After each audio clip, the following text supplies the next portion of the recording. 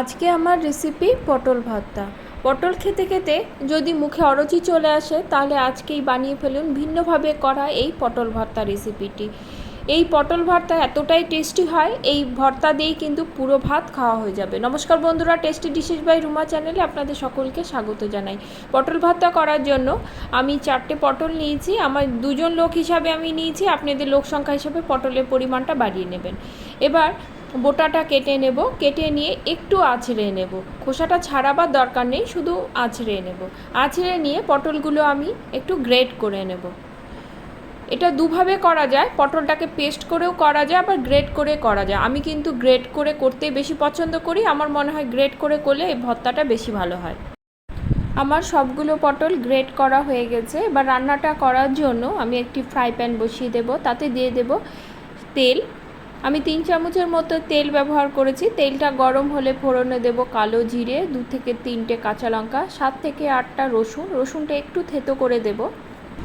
Minute খানেকের মতো ভেজে নিয়ে এর মধ্যে একটি মাঝারি মাপের পেঁয়াজ ঝুরি করে কেটে নিয়েছিলাম, সেটা যোগ করব।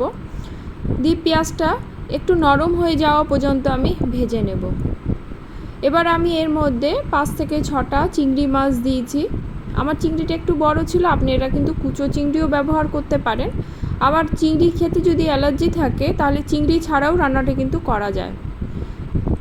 চিংড়িটা দিয়ে আমি খুন্তির সাহায্যে চিংড়িটা একটু ছোট ছোট করে কেটে দেব। এবার আমি এর মধ্যে গ্রেট করে রাখা পটলটা দিয়ে দেব। পটলগুলো দিয়ে বেশ কিছুক্ষণ কিন্তু সব উপকরণের সঙ্গে ভালো করে ভাজতে হবে। এর মধ্যে দিয়ে দিব স্বাদ অনুসারে নুন আর দেব হলুদ। নুন এবং হলুদ দেওয়াতে কিন্তু পটল থেকে জল ছাড়তে শুরু করবে। এই জলেই কিন্তু পটলটা সেদ্ধ হয়ে যাবে। আর গ্যাসটা কিন্তু মিডিয়াম টু লোতেই রাখতে হবে, এতে পটল ভাজাটাও সুন্দরভাবে হয়ে যাবে। পটলগুলো একটু নেড়ে নিয়ে জড়ো করে ঢাকা দিয়ে 3 থেকে 5 মিনিটের মতো রেখে দেবো। গ্যাসের ফ্লেমটা একদম লোতে রাখবো। ঢাকা খুলে দেখে নেব, দেখুন পটলটা কিন্তু একদম মজে গেছে। এবার আমি এর স্বাদের জন্য দিয়ে দেবো অল্প পরিমাণে চিনি। চিনিটা দিয়ে আবারও মিনিট 2-এর মতো আমি পটলটা কষিয়ে নেব। এত সুন্দর একটা মিষ্টি গন্ধ বেরিয়েছে। রান্নাটি খেতে কিন্তু অত্যন্ত সুস্বাদু, খুব সাধারণ একটি রান্না। বাড়িতে 2-3টি উপকরণ থাকলেই এই রান্নাটি করে নিতে পারবেন। মুখের স্বাদ কিন্তু অনায়াসে বদলে দেবে।